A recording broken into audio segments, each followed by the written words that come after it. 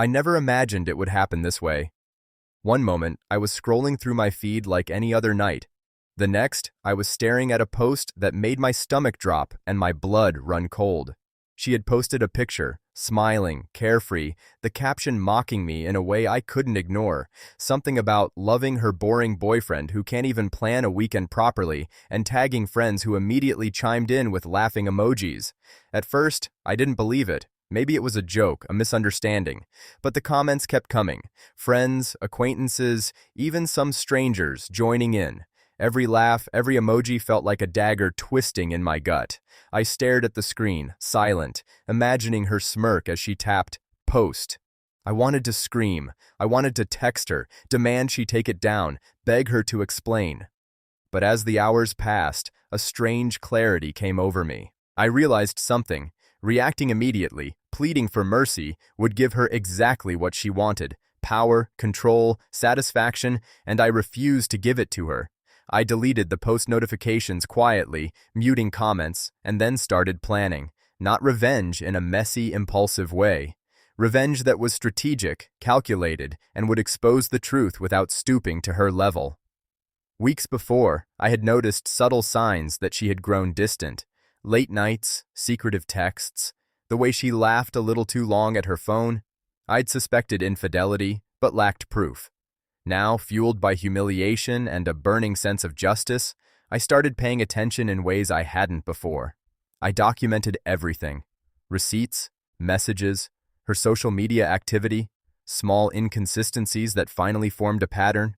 I reached out to people she had been meeting under work pretenses, confirmed lies, and quietly collected evidence.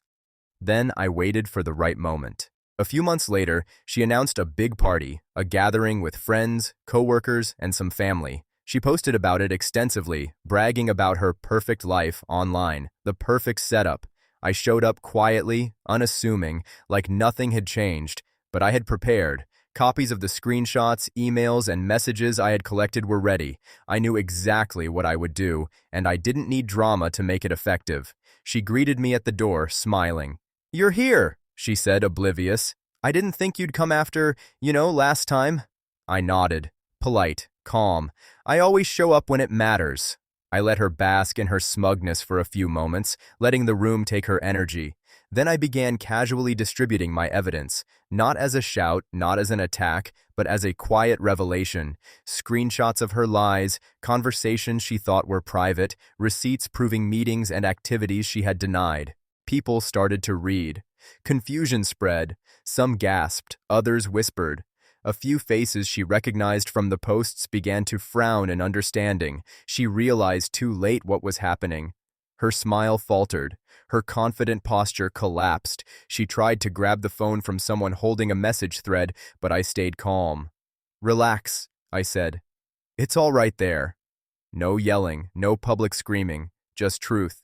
The humiliation she had inflicted on me earlier that year, on social media for everyone to see, now came back to her, but far more potent. The difference was, it wasn't me ridiculing her.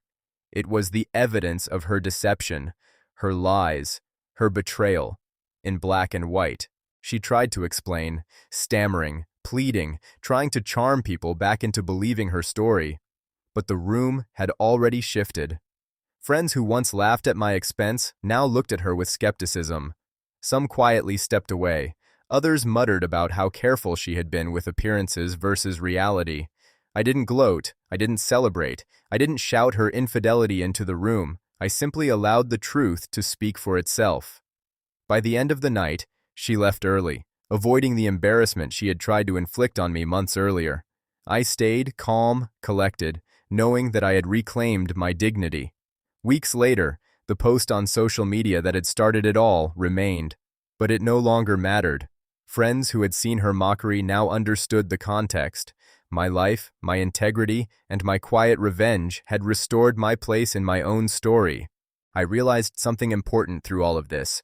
Revenge doesn't need to be loud, messy, or cruel. Sometimes it's simple, strategic, effective. It's the quiet reclamation of power and dignity without ever lowering yourself to the level of betrayal that wounded you. Humiliation had been my teacher. It taught me patience, planning, and self-respect. And while she thought she had won that night on social media, in the end, I didn't need her approval or anyone's laughter to prove my worth. I only needed clarity, calm, and the courage to act when the time was right. Sometimes, the best revenge isn't in yelling or shaming, it's in standing quietly, calmly, and letting truth and integrity do the work that anger never could.